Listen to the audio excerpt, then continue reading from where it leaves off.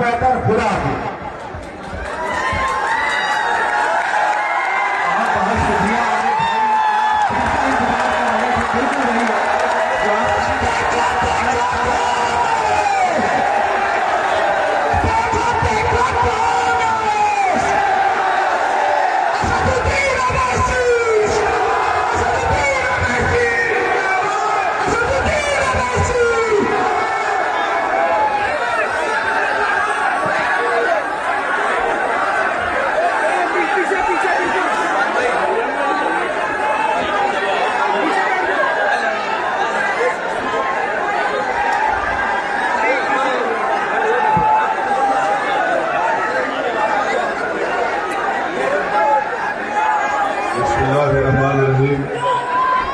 अस्सलामु अलैकुम व रहमतुल्लाहि व बरकातुहू। जनाब कलीम हफीज साहब, सदर दिल्ली मजलिस इत्तेहादुल मुस्लिमीन, मोहतरम जनाब इम्तियाज जलील साहब, रुकने पार्लिमान वो सदर मजलिस इत्तेहादुल मुस्लिमीन महाराष्ट्र, जनाब आरिफ सैफी साहब, उम्मीदवार मजलिस इत्तेहादुल मुस्लिमीन, मेरी इज़्ज़तदार माँ और बहनों, बुजुर्गों, मेरे गयूर नौजवान साथियों और मेरे तमाम मजलिस के रुफ़क़ा, मैं आपका शुक्रिया अदा करता हूँ कि आप इतनी बड़ी तादाद में यहाँ पर भी और यहाँ पर भी आप आज इस जलसे में शिरकत किए हैं और इतनी बड़ी तादाद में आप तमाम का यहाँ जमा होना इस बात का पैगाम देता है कि इंशाअल्लाह ताला आप तमाम ने ये फैसला कर लिया है कि इस म्युनिसिपल वार्ड से इंशाअल्लाह यहां से आप मजलिस इत्तेहादुल मुस्लिमीन के उम्मीदवार को अपना नया कॉरपोरेटर बनाएंगे इंशाअल्लाह। मेरे अजीज दोस्तों और बुजुर्गों, यहां पर 5 साल पहले आपने मौजूदा दिल्ली के मुख्यमंत्री, उनके पार्टी के एक उम्मीदवार को आपने वोट डालकर कामयाब किया था और आज आप देखते हैं कि इस ओखला के बल्दी हलके में जहां पर बेशुमार मसाइल हैं, आप मुझसे बेहतर जानते हैं कि दिल्ली का मुख्यमंत्री सारी दुनिया में ये ढडोरा पीटता है कि हम दिल्ली में सबको पानी फ्री में दे रहे हैं, मगर इस वार्ड में पूरे ओखला में कहीं पर भी साफ पीने का पानी दस्तयाब नहीं होता है।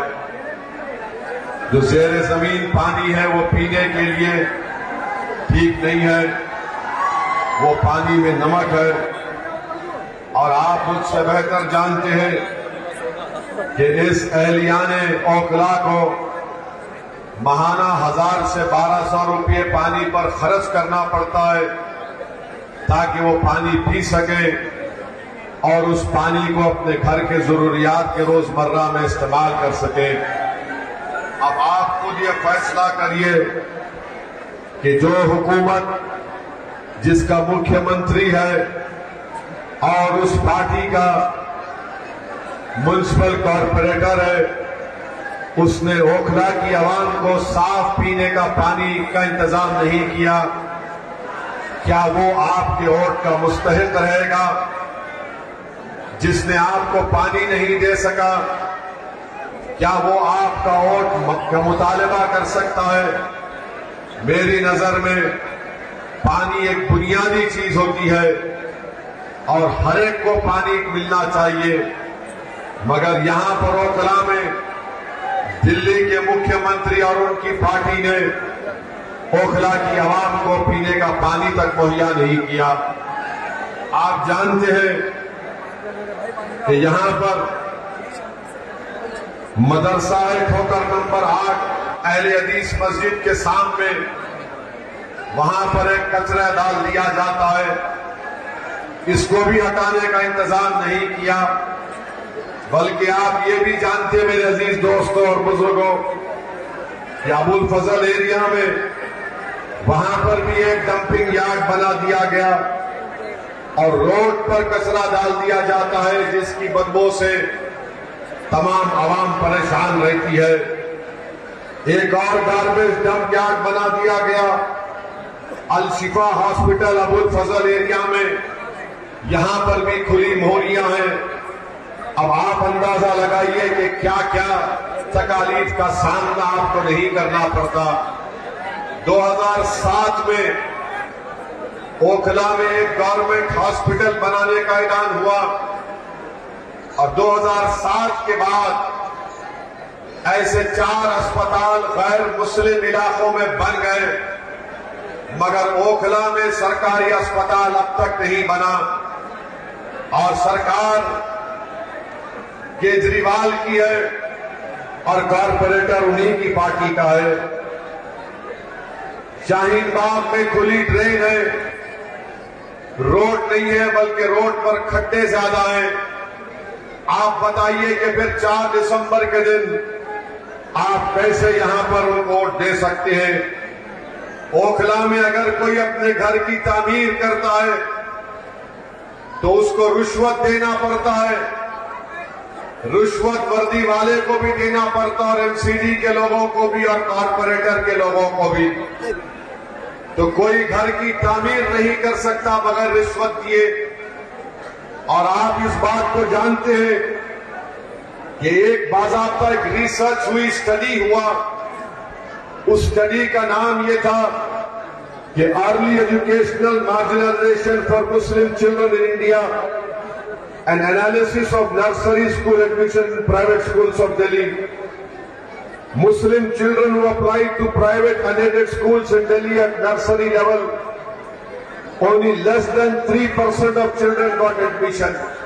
मानिए स्टडी हुई है जिसमें यह साबित कर दिया गया कि जो लोग ओखला से अपनी बच्चों को और बेटियों को और बेटों को नर्सरी लेवल पर स्कूल में एडमिशन दिलाना चाहते हैं प्राइवेट स्कूल में, तो सिर्फ 3% मुसलमानों को एडमिशन मिलता है। मेरे अजीज दोस्तों और बुजुर्गों, मेरी आपसे दबन गुजारिश है कि मजलिस को बाजू रखिए, मगर आपको एक ऐसे आदमी को, ऐसे उम्मीदवार को कामयाब करना है जो ये ठोकरा हाट से मदरसा और अहले हदीस मस्जिद के सामने से जो कचरे का गार्बेज का डंप है उसको हटा सके, अल शिफा हॉस्पिटल के सामने जो गार्बेज का डंप है उसको हटा सके, खुली मोहरियों को काम करवा सके, साफ पीने का पानी आपको मुहैया करा सके, अस्पताल को तामीर करवा सके। सिर्फ मोहल्ला क्लिनिक से काम नहीं होता है, अस्पताल की एक अहमियत है, उसकी एक स्पेशलिटी होती है। ये मुद्दे आपके हैं, ये अवाम के हैं, इस पर आप अगर एक मुस्बित फैसला आप लेंगे तो मुझे यकीन है कि इंशाअल्लाह ताला आप 4 तारीख के दिन वतन के निशान पर मजलिस इत्तेहादुल मुस्लिमीन के हक में अपना वोट का इस्तेमाल करेंगे। दूसरी बात कि यहां पर आपने असेंबली में और उस वार्ड में आपने छोटे रिचार्ज की पार्टी को कामयाब किया। और आप जानते हैं कि दिल्ली के मुख्यमंत्री कितना झूठ बोलते हैं सेकुलरिज्म के बारे में। मेरे ख्याल से अगर लंबा लंबा फेंकने का अगर कंपटीशन होगा कि कौन सबसे ज्यादा फेंकता है, मोदी फेंकता है या केजरीवाल फेंकता है, तो मुझे लगता है कि दोनों बराबरी पे आ जाएंगे झूठ बोलने और फेंकने में। यही दिल्ली का मुख्यमंत्री था जब यहां पर फसाद हुआ, तो फसाद जब हो रहा था एक स्टेटमेंट दिखा दो दिल्ली के चीफ मिनिस्टर का, जो फसाद को कंट्रोल करने के लिए, कम्युनल राइट को रोकने के लिए था। ये वाहिद चीफ मिनिस्टर है जब हिंदू और मुसलमानों में नफरत की आग लग गई तो ये बजाय उस आग को बुझाने के, ये बुज़दिलों की तरह अपनी पीठ दिखाकर जाकर महात्मा गांधी के समाधि के पास बैठ गया अपने मंत्रियों को लेकर। अरे अगर गांधी का तू भक्त था तो तू आता इस इलाके में, तो सब समाज के पास जाकर तुम कहते कि भाइयों शांति को बरकरार रखो, ये नफरत ठीक नहीं है। मगर ये मुख्यमंत्री बुज़दिल था, भाग गया। यही मुख्यमंत्री था जब शाहीन बाग का आपने तारीखी एहतजाज किया, जिसमें आपके एहतजाज से सारे मुल्क के लोगों को एक नई क़ुव्वत मिली, एक नई तवानाई मिली। यही मुख्यमंत्री का बयान आपने सुना होगा कि केजरीवाल चीफ मिनिस्टर ने कहा था, अगर मेरे अख्तियार में होता तो मैं शाहीन बाग को आधे घंटे में खत्म कर देता। केजरीवाल, अगर तुझमें हिम्मत नाम की चीज नहीं है तो बुज़दिल है। अगर हिम्मत है तो आजा, चुनाव से पहले ओखला में बता दो ओखला के लिए क्या किया। शाहीन बाग को आता तो हमारी वो बुजुर्ग माए तुझे हाथों हाथ में लेती, तो इसलिए नहीं आया यहां पर। आओ मुख्यमंत्री केजरीवाल, आओ ओखला को, आओ आकर रिपोर्ट दो तुम्हारी कि तुमने ओखला में क्या किया। चुनाव से पहले आकर दिखाओ कि तुम्हारा कॉर्पोरेटर, जिसको तुमने कॉर्पोरेटर बनाया, उसने ओखला की आवाम को कैसे धोखा दिया। जब उसका नेता धोखा देता है तो उसका छोटा भी धोखा देगा। तो ये दोनों मिलकर धोखा दिए हैं।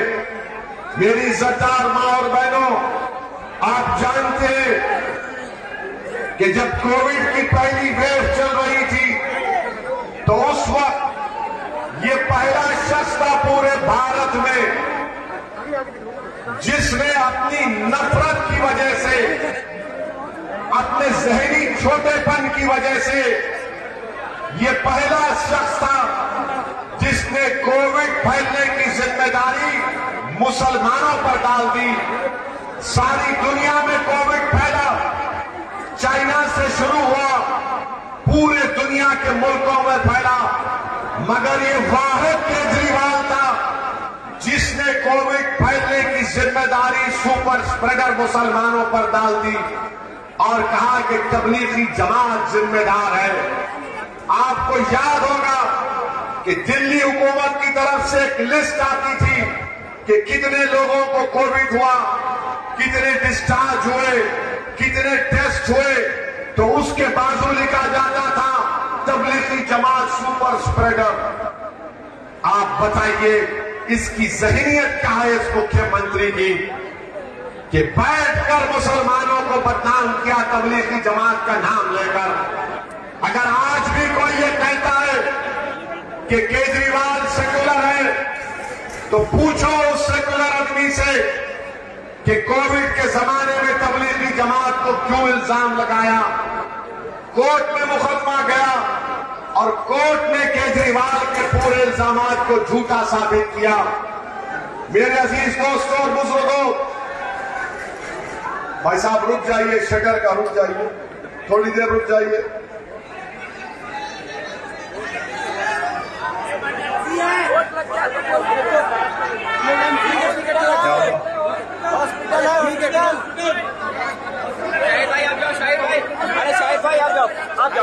अच्छा हॉस्पिटल है, उठाइए शटर, फिर हम रुकते हैं। हम केजरीवाल की तरह नहीं।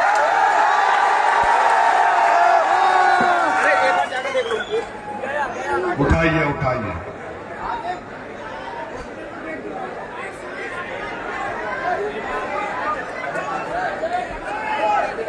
बोले गेट खोलो, गेट नीचे, वहाँ नीचे गेट गेट गेट शटर। हाँ गेट खोल दो भाई। शटर शटर खोल।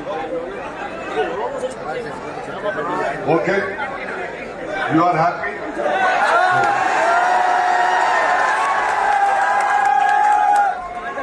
मैं आपसे अर्ज कर रहा था कि दिल्ली के मुख्यमंत्री का असली चेहरा सामने आ गया। एक और मर्तबा आ गया जब दिल्ली के मुख्यमंत्री ने कहा कि मैं अपने बड़े भाई मोदी से अपील करता हूं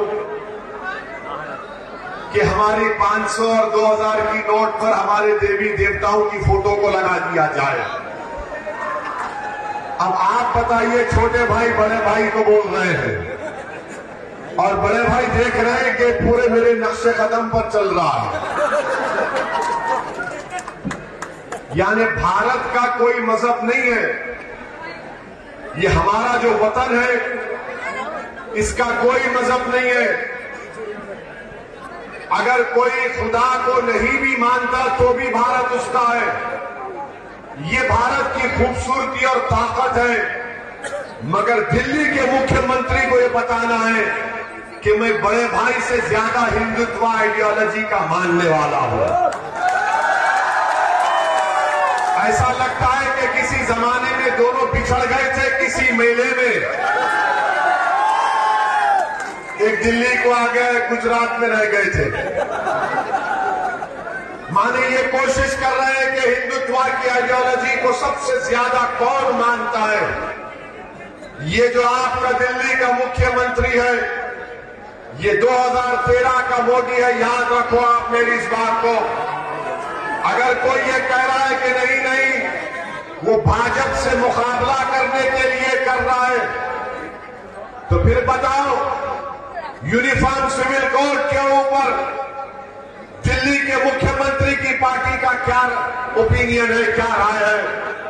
मैं यूनिफॉर्म सिविल कोड का खिलाफ हूं। इसलिए खिलाफ हूं कि भारत के संविधान में, आइन में आर्टिकल 29 है, 29 है, राइट टू कल्चर एक अनफेटर्ड फंडामेंटल राइट है। और यूनिफॉर्म सिविल कोड की बात भारत के प्रधानमंत्री वजीर आजम मोदी करके ये चाहते ही है कि हमसे हमारी तहजीब को छीन लिया जाए। हमारी तहजीब हमारे मदरसे है, हमारी तहजीब मसाजिद है, हमारी तहजीब हमारा हिजाब बुर्का और हमारी दाढ़ी है, हमारी तहजीब हमारी किताब है, हमारी तहजीब हर चीज है। जो बीजेपी हमारी तहजीब को खींचना चाहती है यूनिफॉर्म सिविल कोड के नाम पर, तो ये केजरीवाल यूनिफॉर्म सिविल कोड के बारे में एक लफ्ज भी नहीं बोलता है, एक लफ्ज भी नहीं बोलता है।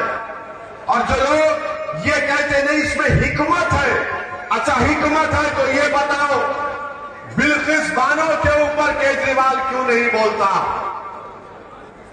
बिल्किस बानो के ऊपर केजरीवाल क्यों नहीं बोलता? बिल्किस बानो तो सिर्फ मुसलमानों का मसला नहीं है। और अगर कोई नहीं जानता बिल्किस बानो कौन है, तो बिल्किस बानो को 2002 में 6 महीने की प्रेग्नेंट थी, 3 साल की बेटी थी, साथ में अपने खानदान के 7 या 8 लोग थे। बिल्किस बानो को प्रेग्नेंट होते हुए जालिमों ने उसका रेप, अस्मत रेजी की, उसके बाद उसकी मां का रेप किया और खानदान वालों का रेप किया, उसके बाद उनका कत्ल किया और एक मां के सामने 3 साल की बेटी का सर लेकर पत्थर पर मारकर उस बेटी का कत्ल कर दिया। वो बिल्किस बानो है जिसका मुकदमा मुंबई में चला। और वो बिल्किस बानो पर जुल्म करने वालों को नरेंद्र मोदी की सरकार 15 अगस्त को जब हम आजादी का अमृत उत्सव मना रहे थे, हमारे मुजाहिदीन आजादी को खिराज अकीदत पेश कर रहे थे, तो बीजेपी के नरेंद्र मोदी और अमित शाह ने गांधी को खिराज अकीदत पेश नहीं किया, मौलाना आजाद को खिराज अकीदत पेश नहीं किया, अल्लामा फजल खैराबादी को खिराज अकीदत पेश नहीं किया, महमूदुल हसन को खिराज अकीदत पेश नहीं किया। मोदी और अमित शाह ने बिल्कुल बिल्किस बानो के रेपिस्ट को उसके बेटी के कातिलों के खिलाफ अकीदत पेश किया और उनको जेल से रिहा करवाया। मैं आज भी पूछ रहा हूं, बताओ केजरीवाल, बिल्किस बानो के बारे में तुम्हारी क्या राय है? बोलो, बिल्किस बानो के बारे में तुम्हारी राय क्या है? दिल्ली के डिप्टी चीफ मिनिस्टर से पूछा गया, तो उन्हें पूछा गया बिल्किस बानो के ऊपर, तो कहा हम स्कूल बनाते हैं। पूछा गया बिल्किस बानो का रेप हुआ, तो उसने कहा हम टीचर देते हैं। अगर बिल्किस बानो की बेटी जिंदा होती तो शायद वो जामिया मिलिया यूनिवर्सिटी में अभी पढ़ती रहती होगी। इंसाफ जब तक मजलूमों से नहीं होगा, दुनिया में अमन कायम नहीं हो सकता। इंसाफ सबसे होना चाहिए, किसी मजहब का हो, किसी जात का हो। ये आपका दिल्ली के मुख्यमंत्री का चेहरा है कि नोट पर ये फोटो लगा दो, गांधी की भी फोटो रखो और ये फोटो भी रखो। अरे तू गांधी के पैगाम को नहीं समझा। यूनिफॉर्म सिविल कोड पर 0, बिल्किस बानो पर खामोशी, मगर बार बार ये बोलते हैं कि नहीं नहीं, इनके जो चमचे हैं जो ओखला में फिरते हैं, ये जो केजरीवाल छोटा रिचार्ज के चमचे,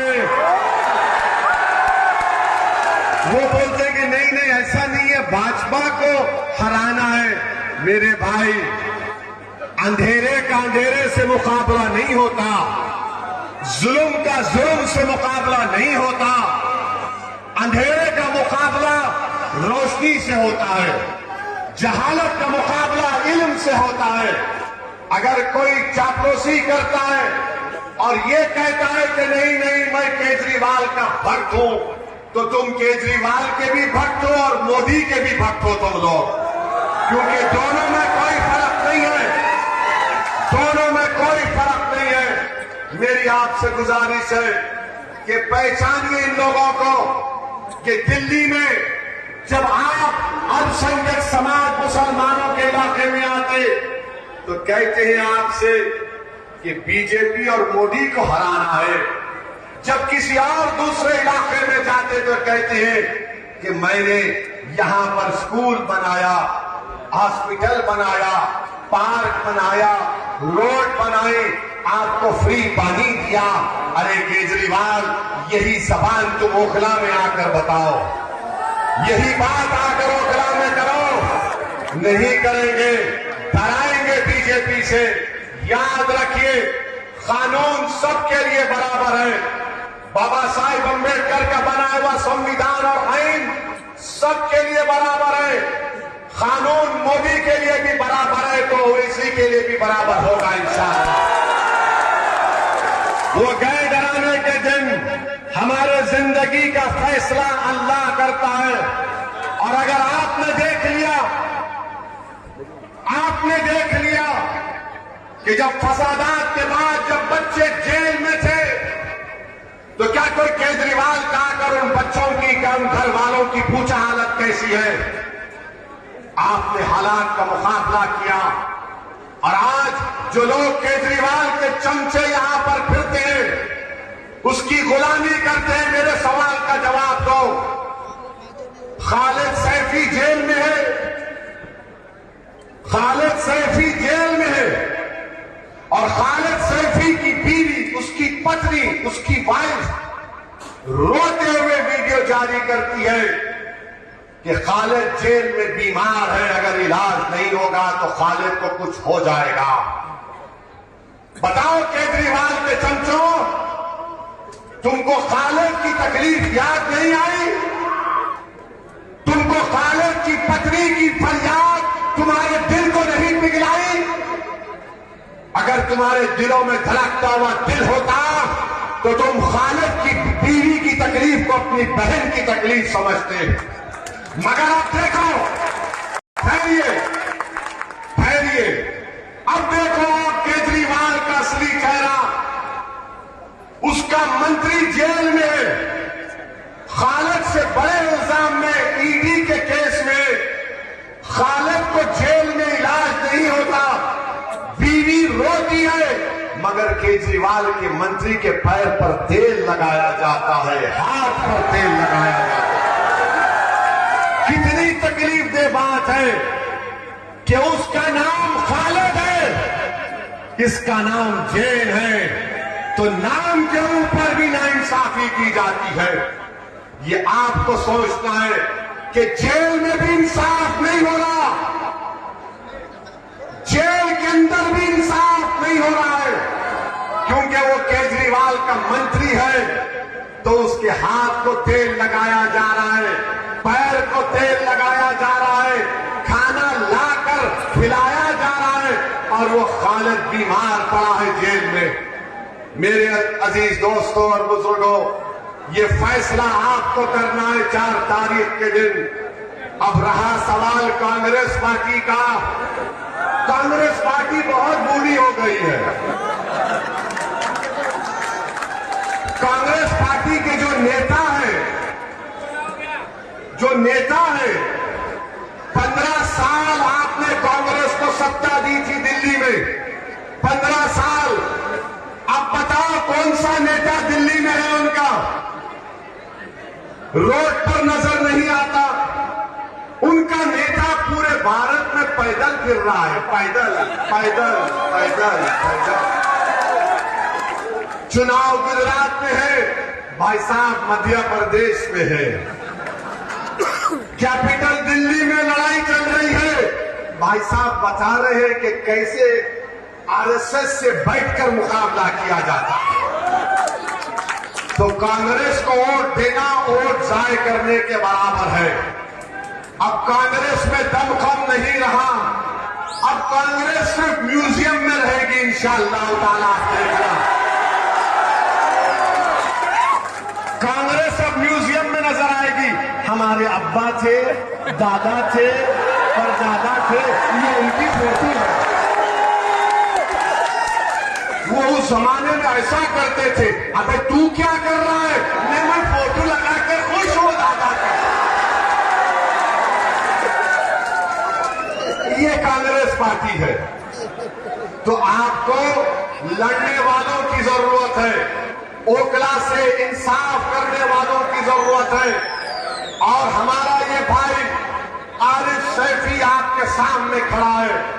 5 साल पहले आपने वोट नहीं दिया, ये आज भी आपके सामने आया है, आपसे अपील कर रहा है कि ओखला के लिए आप मजलिस को कामयाब करिए। ओखला के कचरों को साफ करने के लिए आप मजलिस को कामयाब करिए। और कचरे 2 किस्म के हैं।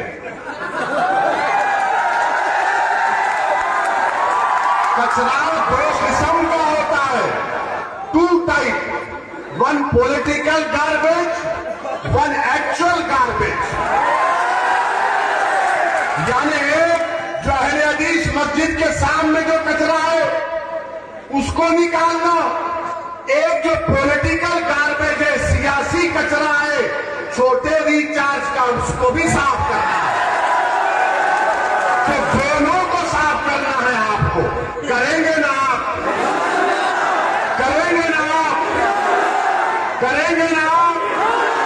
अरे आप जोर से बोलो प्यारे। कचरों को साफ करेंगे। क्या में पानी की लाइन आएगी? पानी की लाइन आएगी।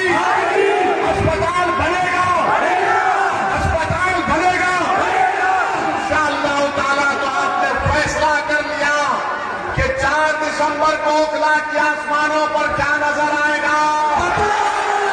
क्या नजर आएगा? हम क्या करेंगे?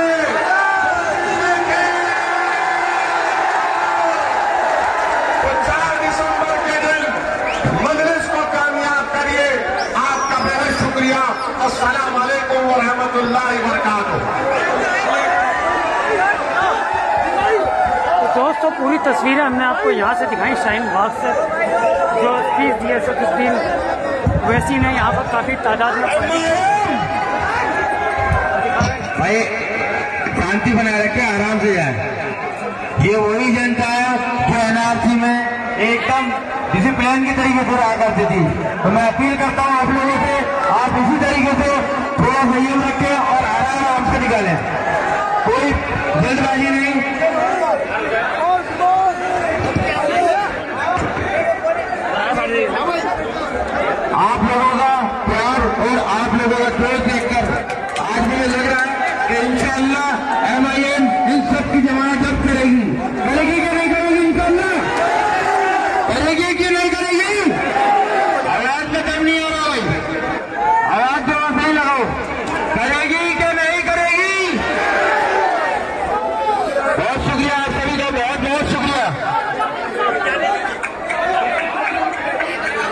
आराम आराम से निकाले, नहीं आराम आराम से निकले भाई, ठीक है। आपका अपना प्रोग्राम था, अल्हम्दुलिल्लाह बहुत अच्छा रहा, सोच से ज्यादा अच्छा रहा।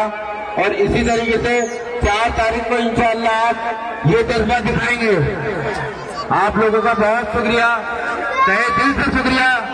आपको कामयाब करना है अपनी जमात को, मजलिस को और अपने मोहम्मद आरिफ फैजी को। अस्सलाम वालेकुम। असदुद्दीन ओवैसी साहब जा चुके हैं, अभी देख पाने का कोई फायदा नहीं है मेरे भाई। इंशाअल्लाह फिर दोबारा आएंगे, आप उनके कैंडिडेट।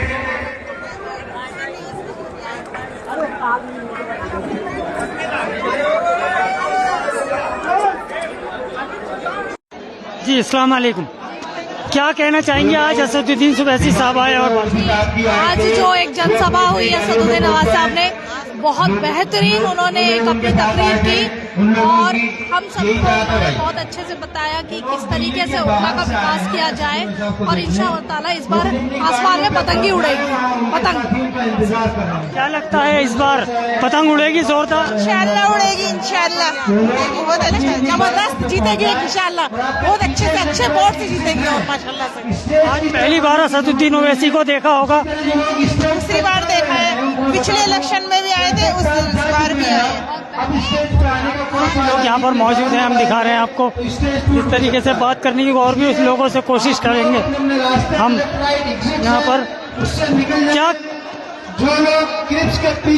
क्या कहना चाहेंगे आज असदुद्दीन ओवैसी साहब को सुना, क्या पतंग उड़ेगी अब? आज असदुद्दीन ओवैसी साहब आए, क्या कहती हैं, पतंग उड़ेगी अब ओखला में या नहीं? उसके बाद निकले, पतंग उड़ेगी इंशाअल्लाह, पतंगी पतंग उड़ेगी, सब बैठ जाए इंशाअल्लाह पतंगी पतंग उड़ेगी हर जगह, इंशाअल्लाह इंशाअल्लाह। तो दोस्तों यहाँ पर मैंने दिखाया काफी तादाद में जो है यहाँ पर पब्लिक थी और ऐसा लग रहा था ओखला पूरा वार्ड 188 जो है यहाँ पर उठकर आ चुका था असदुद्दीन ओवैसी साहब को देखने के लिए। तो आपको पूरी तस्वीरें मैंने दिखाई, यहाँ पर काफी लोग खुश हैं। अल्हम्दुलिल्लाह आपने प्रोग्राम बहुत सोच से भी ज्यादा ऊपर इसको कामयाब बनाया। तो इसी के साथ मैं ये आपकी दीवानगी 4 तारीख तक आपसे इजाजत लेना चाहूंगा और ऑल इंडिया मजलिस इत्तेहादुल मुस्लिमीन का कैंडिडेट उसको कामयाब करेगी। अभी हमारे पास 4 मिनट है, इसलिए हम बोल रहे हैं, और ये गूंगे बहरों की जमात नहीं है, इसलिए हम बोलते रहेंगे। दिखाएंगे हम आपको कितनी कुर्सियां थी यहाँ पर जो है, जो पूरी फुल थी उस टाइम पर जब असदुद्दीन ओवैसी यहाँ पर जो है स्पीच दे रहे थे। और काफी तादाद में यहाँ पर जो है लोग मौजूद थे उस टाइम पर। सब ध्यान से निकले, आराम आराम से निकले, ठीक है।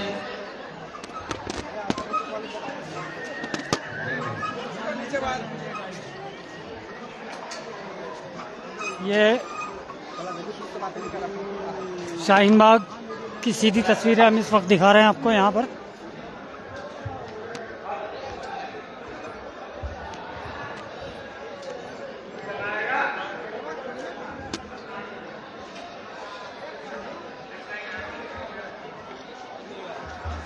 हेलो, आराम आराम से निकले, दोनों तरफ एक्सिट है।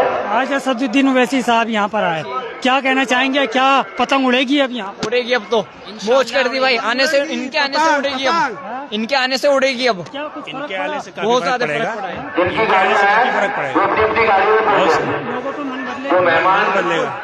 इन्हीं का इंतजार लोग कर रहे थे कि आएंगे तो लोगों का सोच बदलेगा और काफी लोग इनकी तरफ मुतासिर होंगे, को लगता है। तो दिखा रहा हूँ यहाँ पर कुछ और लोगों से भी बात करने की जो है कोशिश की जाएगी। आज पूरा जो मैं दिखा रहा हूँ आपको, ठीक है, मोहम्मद शाहिद नाम है मेरा, मुझे पहुंचा दे, ठीक है भाई। इमाम साहब का क्या है, आपको उस टाइम दिखा नहीं पाया था मैं। यहाँ पर सारी कुर्सियाँ फुल थी, लोग खड़े हुए थे पूरी तरीके से, यहाँ पर जो है भीड़, एक हुजूम था।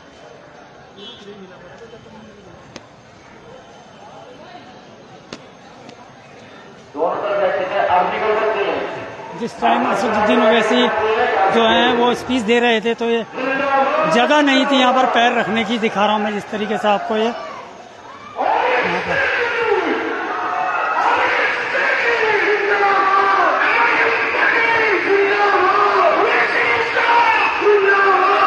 शाहीन बाग से सीधी तस्वीरें में दिखा रहा हूँ आपको। बात करने की कोशिश करेंगे कुछ और लोगों से यहाँ पर हम।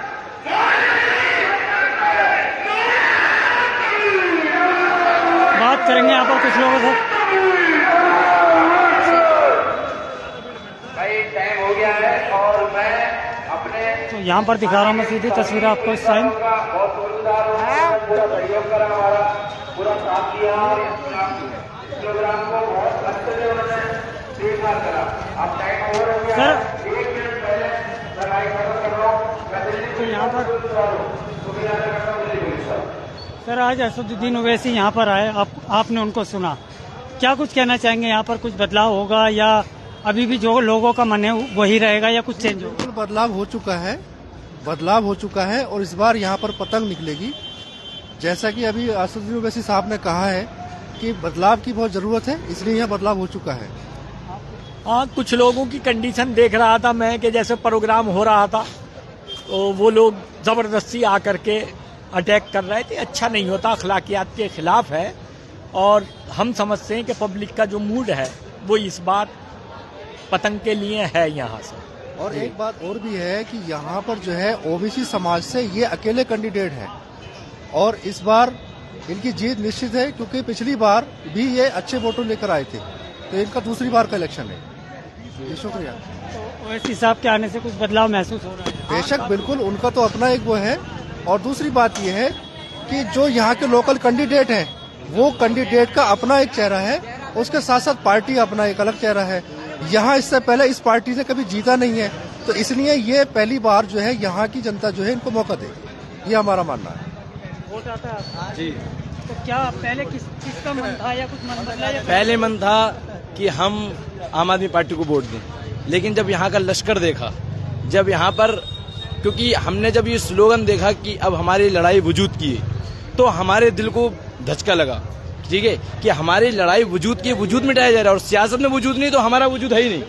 सियासत में वजूद होना, अपने वजूद के लिए सियासत का वजूद होना बहुत जरूरी है, ठीक है। वही हमारे बैरिस्टर असदुद्दीन ओवैसी साहब दुनिया में फिर रहे हैं, हिंदुस्तान में पूरे घूम रहे हैं, ठीक है। रुक जाओ भाई, रुक जाओ। हिंदुस्तान में घूम रहे हैं पूरे, यही बात समझाने के लिए बच्चे बच्चे के दिल में। और इनकी दीवानगी देख रहे हैं आप। इंशाल्लाह आने वाली 4 तारीख को और 7 तारीख को जो परचम लहराने वाला है, दिल्ली के पुराने जितने भी रिकॉर्ड हैं सब टूट जाएंगे भाइयों। AIM जिंदाबाद। कितने लोग होंगे, कितनी भीड़ होगी? हम तो आगे थे, हम दिखा नहीं पाए पब्लिक को। आपने देखा होगा कितने लोग? हजारों की तादाद में थी, अनकाउंटेबल, इट वॉज इनकाउंटेबल ब्रदर। 6:30 बजे यहाँ पर कई हजार लोग आ चुके थे सीटों पर बैठने के लिए, खड़े हो गए थे, जगह नहीं मिल रही थी। You can have a look at the behind you, brother, because you know there are lots of seat here, and the crowd was uncountable. And the boss, the king of the politics has gone now, so that's why the crowd has finished. जैसे कि कहा भी जाता है और हो सकता है बहुत से लोगों के दिमाग में ये एक चीज है कि MIM पार्टी जो है वो बीजेपी की B पार्टी है, ये कहा जाता है। आप इस चीज को कहाँ से कैसे देखते हैं? इसको मैं रद्द कैसे कर सकता हूँ? इसको रद्द ऐसे कर सकता हूँ, AIM की बीजेपी, ये लोग, सबसे पहले आपको ये देखना होगा कि ये जो लोग हैं जो अफवाह रूमर्स जो उड़ाते हैं हमारे ताल्लुक से, हमारे बॉस के ताल्लुक से, असदुद्दीन ओवैसी के ताल्लुक से, वो लोग कौन है? वो लोग कांग्रेस के होंगे, वो लोग क्या कहते हैं अपोजिशन वाले होंगे, आम आदमी पार्टी वाले होंगे, ठीक है। इस तरीके के लोग होंगे ये, जिनकी खुद की खटिया खड़ी हो चुकी है। वही लोग अब जनता के दिल में ये बात डालने की कैसे करके बस इनकी जो मोहब्बत बैठ चुकी है वो निकल जाए और हमारी जो खटिया है फिर से खड़ी हो जाए। लेकिन अब जनता बेकाबू में नहीं आने वाली है, बहुत हो गया। अब अपनी वजूद और अपनी क़यादत। पहला वोट है आपका या इससे पहले डाल चुके हैं, लेकिन ये वोट जो अब जाने वाला है हमारा पहला वोट, हमारा वोट नहीं, मतलब हमारा पहला वोट नहीं है। जो अब वोट डालेंगे हम, वो हमारे आसिफ भाई को जाएगा और आसिफ भाई के साथ साथ आरिफ भाई को जाएगा। ये मिस्टेक हो सकती है, आरिफ भाई को जाएगा। और इंशाल्लाह एक आने वाली 7 तारीख को आप आइएगा और ये वीडियो भी दिखाइएगा लोगों को किस तरीके से ओखला की सरजमीन से जो परचम लहराने वाला है, दिल्ली के पुराने सारे रिकॉर्ड टूट जाएंगे। ऐतिहासिक जीत है, एक तरफा जीत है। मैं लिहाजा एक गुजारिश करना चाहता हूँ AIM आम आदमी पार्टी वालों से, कांग्रेस वालों से, आप अपना समर्थन दे दो। अगर आप अपनी आप अपनी खटिया नहीं खड़ी करवाना चाहते हो तो आप अपना हमें समर्थन दे दो, वरना आप जो है बोरी बिस्तर लेके जाड़े तो आने वाले हैं, तो लिहाफ आपकी तैयारी करो और बैठ में घुसो। ऐसा क्या अच्छा लगता है असदुद्दीन ओवैसी के भाषण में, उनके जो तकरीर है उसके अंदर, जो आप लोगों को एकदम से मतलब इतना खुश हो जाते हैं उनको सुनने के लिए? आप बता रहे 5-6 हजार से ज्यादा लोग थे, तो क्या ऐसा कुछ? सच्चाई सबसे बड़ी बात वो सच कहते हैं। हमारे देश के प्रधानमंत्री जो हैं वो जब बोलते हैं उनकी बातों में रेफरेंस कुछ नहीं रहता है। He is a educated person who Asaduddin Owaisi, he has finished his education from the Cambridge University, which is known all over the world, you know, brother. So that's why we follow them with wholeheartedly, you know. So इसलिए मैं बोलना चाहता हूँ कि जब भी वो बात बोलेंगे तो एक रेफरेंस उनका लॉ के साथ होगा, वो वैलिड होता है, अनवैलिड नहीं होता है। और मैं एक बात सबसे बड़ी मिसाल देना चाहूँ, उन पर एक्शन क्यों नहीं हुआ? लोग ये भी, आपने जो सवाल पूछा, ये पूछने वाला था कि उन पर एक्शन नहीं होता, वो कुछ भी बोलता हूँ मैं, why against him there is no action has been taken yet. अब मैं बताना चाहता हूँ इसका, क्योंकि सबसे बड़ी बात ये कि पार्लियामेंट के अंदर उन्होंने जो लॉ फाड़ा था, लॉ को जो बिल को जो फाड़ा था उसको सीए एनआरसी वाला, उन्होंने उससे पहले क्या रेफरेंस दिए थे? गांधी जी के खिलाफ कोई जा सकता है? गांधी जी का दिया था, और उन्होंने भी, क्योंकि गांधी जी का बिल, उन्होंने बिल फाड़ते हुए गांधी जी का रेफरेंस दिया, और उन्होंने कहा कि जो एक कोई बिल था जो गांधी जी के टाइम में, उन्होंने भी अमेरिका या कोई फॉरेन अफ्रीका में शायद उन्होंने भी बिल फाड़ा था, क्योंकि वो हमारे देश की इत्तेहाद को तोड़ना चाहता था। इसलिए मैं भी इस बिल को फाड़ रहा हूँ। कौन एक्शन ले लेगा उनके खिलाफ? कहने का मतलब है जब भी असदुद्दीन ओवैसी कुछ भी बयान देते हैं या कुछ भी चीज मतलब करते हैं, जैसे बिल फाड़ा, तो उसका एविडेंस या उसका पुराना जो है वो साथ रख के चलते हैं, ताकि कहीं फंस ना पाए। फंस ना पाए। So that's why I am saying whenever he gives his statement, you know, so he just gives the evidence. जब भी बात करते हैं लॉजिकली बात करते हैं, वैलिड रेफरेंस के साथ बात करते हैं, इसलिए जो है उनका कोई भी अगेंस्ट नहीं जाता गवर्नमेंट की तरफ से। क्या कहना चाह रहे हैं? जी, असदुद्दीन ओवैसी के बारे में मैं ये कहना चाहूंगा कि असदुद्दीन ओवैसी जब भी बात करते हैं, सबसे पहली बात तो उनकी ये है कि वो किसी बीजेपी की तरह एक मखसूस तबके के लिए बात नहीं करते कि बीजेपी सिर्फ हिंदुत्व के बारे में बात करती है। इस तरीके से मायावती हैं, वो सिर्फ अपने दलितों के बारे में बात करते हैं, या अखिलेश यादव हैं, वो अपने सिर्फ यादवों की बात करते हैं। लेकिन असदुद्दीन ओवैसी ये हिंदुस्तानी पॉलिटिक्स का वो चेहरा है जो तमाम मजलूम, गरीब, किसान और जितने भी आदिवासी हैं सबके लिए हक की आवाज को उठाते हैं और उसको दलील के साथ साबित करते हैं। जैसे हमारे प्राइम मिनिस्टर हैं मोदी जी, कोई दलील नहीं, कुछ भी बात कह देते हैं, कोई रेफरेंस नहीं, बट असदुद्दीन ओवैसी के अंदर वो चीज है कि वो जब भी बात करते हैं इलॉजिकल बात नहीं करते, लॉजिक होता है उनकी बात में, उसके साथ में रेफरेंस देते हैं। ऐसा नहीं कि वो कुछ भी अनाप शनाप बकते हुए चले जाए और अनबकते उनकी बातों को मान ले, ऐसा नहीं है। और दूसरी बात, जो असदुद्दीन ओवैसी के ऊपर ये इल्जाम लगाया जाता है कि वो बीजेपी के बी पार्टी हैं, या इस तरह के जो इल्जाम लगाते हैं, मैं पूछना चाहता हूँ, शाहीन बाग के अंदर अखिलेश यादव का कोई वजूद नहीं है, क्यों यहाँ से वो एमसीडी का चुनाव लड़ लें? बताइए, कोई वजूद है यहाँ पे अखिलेश यादव का? कोई वजूद नहीं है, कोई वजूद नहीं है यहाँ पर। कांग्रेस का कोई वजूद है इस टाइम? नहीं है, कोई नहीं है। ऑल ओवर इंडिया के अंदर कोई नहीं पूछने वाला उसको, क्यों वो ऐसी जगह चुनाव लड़ रही है? आम आदमी पार्टी है, आती है, बीजेपी को जितवा करके चली जाती है। असल तो बी पार्टी आम आदमी पार्टी है, जिसको को छोटा रिचार्ज कहा है असदुद्दीन आम आदमी। गुजरात के इलेक्शन में आप देख लीजिए, आम आदमी पार्टी जो छोड़ी हुई है वो बीजेपी की छोड़ी हुई है, ताकि उनके जो सत्येंद्र जैन है उनके पैर दबते रहे जेल में और इधर काम भी बनता रहे। आप कैसे कह सकते हैं, मतलब आम आदमी पार्टी को बी पार्टी कैसे उसी को सपोर्ट कर रही है, पूरी उसी को सपोर्ट कर रही है। आम आदमी पार्र्टी जो है पूरी उसी को सपोर्ट कर रही है, खोल के उसकी रेफरेंसेस भी दे सकता हूँ। जैसे अभी हमारे असदुद्दीन ओवैसी साहब ने बताया कि दोनों भाइयों में रेस चलिए, कौन सबसे बड़ा हिंदुत्व क्या कहते हैं फॉलोअर है, कौन उसको क्या है बढ़ावा देना चाहता है, कौन, उन दोनों में रेस चली। असदुद्दीन ओवैसी साहब ने भी कहा, तो ये बिल्कुल वाजे है और जनता के बीच में आया और बयां हो चुकी है बात, अब कोई भी फंसने वाला नहीं है। इसलिए मैं बोलना चाहता हूँ आपसे भी कि आप ये अपना कैमरा लेकर आइए 4 तारीख को, और 4 तारीख के बाद 7 तारीख को आइए, जो एक ऐतिहासिक जीत होने वाली है, दिल्ली के सारे पुराने रिकॉर्ड तोड़ जाएंगे। असदुद्दीन ओवैसी जिंदाबाद। यहाँ पर जितने भी युवा वोटर हैं वो इस बार लग रहा है कि पतंग को उड़ाना चाह रहे हैं। देखिए सर, पहले हम लोग भी असदुद्दीन ओवैसी को नहीं मानते थे, नहीं सुनते थे, लेकिन फिर हमारे दोस्तों ने हमें सजेस्ट किया कि आप उनके कम से कम भाषण सुनकर तो देखें, एक आध बार जाकर को देखें। जब हम लोग आए, सुना उनको, तो हमें पता चला कि ये बंदा तो एकदम जेन्युइन है, जेन्युइन बंदा, बिल्कुल जेन्युइन बंदा है, एकदम लॉजिकली बात ही करता है, कहीं लॉजिकल बात नहीं है, कोई नफरत नहीं फैला रहा। जिस तरीके से बीजेपी है नफरत की पार्टी, नफरत की सियासत करती है, हिंदू मुस्लिम को आपस में लड़ाती है, इस तरीके से केजरीवाल है वो रेस में लगे हुए हैं कि मैं ज्यादा बड़ा हिंदू हूँ। इस तरीके से राहुल गांधी है, आजकल वो भी पूजा पाठ कर रहे हैं, वो इतना दिखा रहे हैं कि मैं हिंदू हूँ। हाँ। तो सर मैं ये पूछना चाहता हूँ कि हमारे हिंदुत्व लेके चल हमारे मुल्क के अंदर जो है आखिर हिंदुत्व को लेकर के पॉलिटिक्स क्यों हो रही है? हमारे मुल्क के अंदर डेवलपमेंट के ऊपर के पॉलिटिक्स क्यों नहीं हो रही? कॉलेजेस बनाएं आप स्कूल बनाएं, आप मेडिकल बनाएं, क्यों नहीं बढ़ रहे? लेकिन इन बेसिस पे क्यों चुनाव नहीं हो रहे? एंकर साहब आप देखिएगा कि सब जो है अपने आप में एक हिंदुत्व की रेस में है कि कौन सबसे बड़ा हिंदुत्व है, कौन उसका आइडियोलॉजी है, कौन उसका फॉलोवर है, ये सब दिखाना चाहते हैं। बस यही कहना चाहते थे। शुक्रिया, बहुत बहुत दिखाई मैंने आपको सारी तस्वीरें शाहीन बाग से, असदुद्दीन ओवैसी का पूरा स्पीच आपको दिखाई और यहाँ के युवा वोटरों के बारे में भी आपको दिखाया।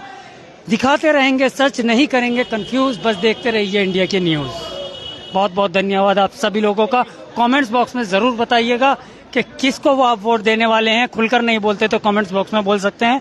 इसी के साथ शाहीन बाग से मैं इजाजत लेना चाहूंगा आप सभी लोगों से। बहुत बहुत शुक्रिया।